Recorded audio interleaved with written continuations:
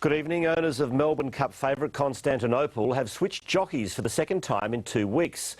With uncertainty over the availability of champion hoop Glenn Boss, connections have made the move to lock in Magic Man Joe Moreira.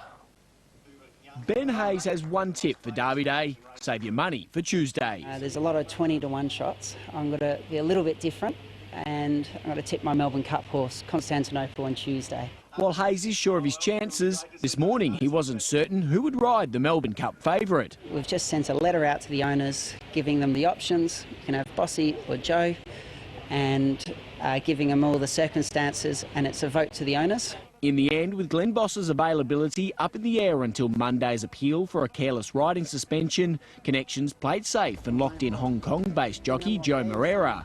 There'll be no changing a winning formula on board Caulfield Cup champ Murder Glass. Damien Lane will win away from an historic spring sweep of the Flemington, Moonee Valley and Caulfield features. I've been on the back of some quality Japanese gallopers, and I know I'm on the right horse. So yeah, let's hope so. Several scratchings in recent days have boosted local hopes, with the Chris Waller-trained young star now assured a spot in the field. And they don't get much Aussier than the 5-year-old mare, who gets her name from the small town of Young, 6 hours drive from here at Flemington. It's where the 50-to-1 chance was bred and raised, and is where the party will start if she salutes. I think they'd be partying in Young and my sister's hometown, Yass, and all over Southern Highlands, and hopefully all Australians can join with us in giving her a cheer along. After running 6th in last year's race, there's cautious confidence amongst the camp. Now she's started to edge her way back into form, and some good track work over the past 10 days.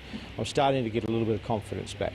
So we're hopeful she can be right up there, competitive. Tim Morgan for 10 News First.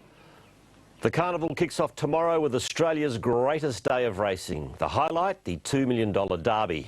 Nick Butler joins us from Flemington. Nick, just the 4 Group 1s to get us going.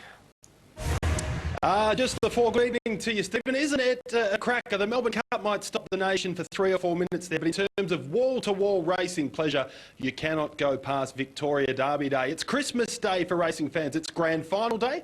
Yeah, well, you say Derby, I say Derby. If you want to put an A in it, call it Derby.